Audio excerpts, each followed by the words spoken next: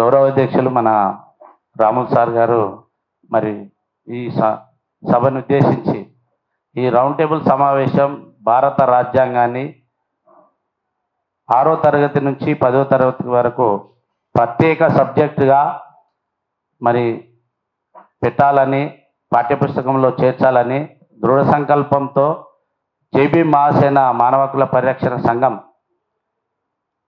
గత 5 సంవత్సరాలుగా మరి దుందిగల్ మున్సిపల్ పరిధిలో నిత్య పూలమాల మానీయులకు డాక్టర్ భీమ్రావ్ అంబేద్కర్ గారికి నిత్య పూలమాల 100 రోజుల కార్యక్రమాన్ని చేపట్టి భారీ బహిరంగ సభ పెట్టి మరి వివిధ రాజకీయ నాయకులను బహుజన సంఘాల నాయకులను అందరినీ పిలిచి భారత రాజ్యాంగాన్ని పాఠ్యపుస్తకంలో చేర్చాలనే ఆలోచనతో భారీ బహిరంగ సభ పెట్టాం. దానికి ఎంతోమంది మన కవులు కళాకారులు చాలామంది హాజరయ్యారు.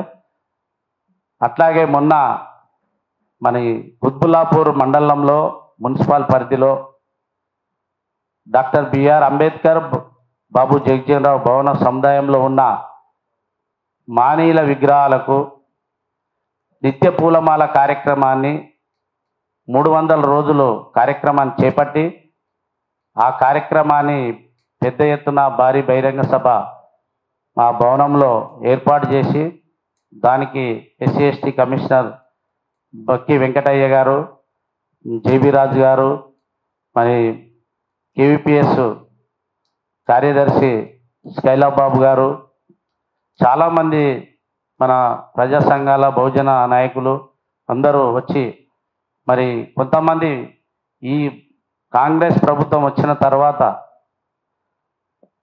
మేధావులను అందరినీ కలిసి మంత్రులను మినిస్టర్లను కలిసి విద్యా కమిటీ ఏదైతే ఉందో విద్యా కమిటీ వాళ్ళను కూడా ఆకునూరి మురళిని అలాంటి వాళ్ళని అందరినీ కలిసి ఈ సబ్జెక్టు కొత్త సబ్జెక్టులు వచ్చే ముందు ఈ సబ్జెక్టు భారత రాజ్యాంగాన్ని బాలబాలికలకు అందరికీ తెలిసే విధంగా హక్కులను తెలుసుకొని రేపు రాబోయే తరానికి తెలిసే విధంగా భారతదేశం అభివృద్ధి పథకంలో ముందుకు సాగాలనే ఆలోచనతో ఈ బాబాసాహెబ్ అంబేద్కర్ భారత రాజ్యాంగాన్ని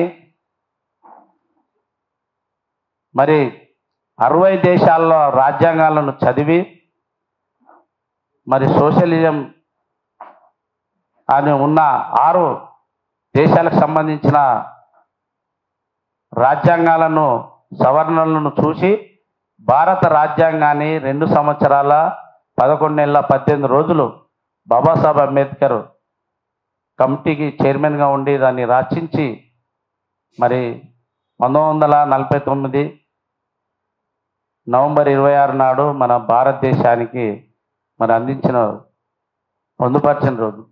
ఈ భారత రాజ్యాంగాన్ని ఈ రోజులలో వచ్చిన ప్రభుత్వాలు ఇప్పుడు గత కొన్ని సంవత్సరాలుగా మన బీజేపీ ప్రభుత్వం కేంద్రంలో పరిపాలిస్తుంది. బీజేపీ ప్రభుత్వం మతతత్వం పార్టీ ఈ యొక్క రాజ్యాంగం వల్లనే మనం ముందుకు వెళ్ళలేకపోతున్నాం. ఆర్ఎస్ఎస్ మరి వాళ్ళ ఆలోచనలతో నడుస్తున్న బీజేపీ ప్రభుత్వం వారి ఆలోచన ముందుకెళ్ళాలి. బీజేపీ ప్రభుత్వం ఆర్ఎస్ఎస్ విధానం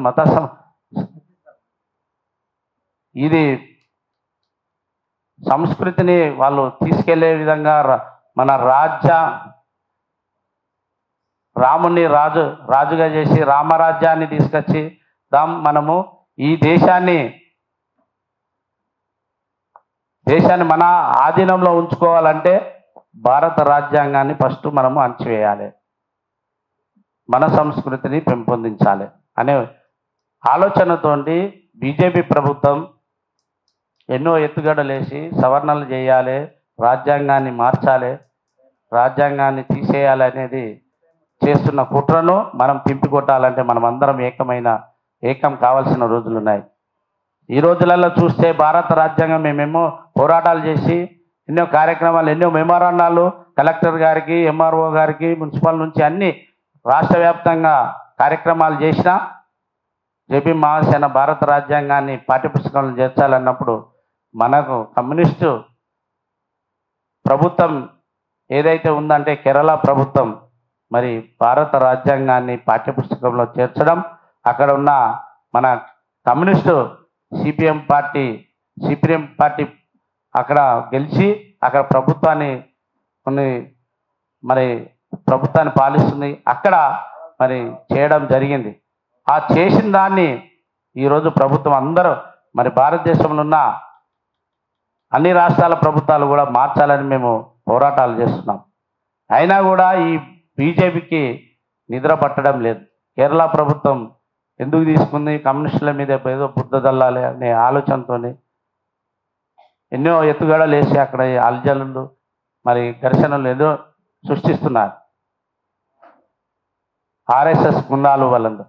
కానీ మనం ఏంటంటే ప్రభుత్వాలు కూడా ఇప్పటికైనా ఇక్కడ ఉన్న రాష్ట్ర ప్రభుత్వం తెలుసుకోవాలి. రేవంత్ రెడ్డి గారికి మేము డిమాండ్ చేస్తున్నాం, ఈ వేదిక నుంచి డిమాండ్ చేస్తున్నాం, భారత రాజ్యాంగాన్ని పాఠ్యపుస్తకంలో చేర్చే విధంగా పార్లమెంట్లో మరి దాన్ని పార్లమెంట్కి తీసుకెళ్ళి అక్కడ మరి బిల్లు పాస్ చేసేటట్టుగా దీని మన విద్యా కమిటీ ఏదైతే రాష్ట్రాలలో ఉందో అన్ని రాష్ట్రాలకు మరి వెళ్ళే విధంగా అన్ని రాష్ట్రాల మంత్రులతో ముఖ్యమంత్రులతో కూర్చుని ఈ యొక్క భారత రాజ్యాంగాన్ని పాఠ్యపుస్తకంలో చేర్చాలి అనే ఆలోచనతో ముందుకు తీసుకెళ్ళాలి. బాలికలు మరి బాబాసాహెబ్ అంబేద్కర్ యొక్క హక్కులు వారి యొక్క ఆర్టికల్స్ను పిల్లలందరూ తెలుసుకొని మన యొక్క రాజ్యాన్ని మన భారతదేశాన్ని కాపాడుకునే దిశగా మనం అందరం ముందుకెళ్ళాలి. భారత రాజ్యాంగం చదివితే మన హక్కులు తెలుస్తాయి. భారత రాజ్యాంగాన్ని మనం చేతబట్టుకుంటే మనం రాజ్యాధికారాన్ని ముందుకెళ్తాం. భారత రాజ్యాంగాన్ని మనము కాపాడుకుంటే భారతదేశం అభివృద్ధి జరుగుతుంది. కాబట్టి మనము భారత రాజ్యాంగాన్ని కాపాడుకోవాలి.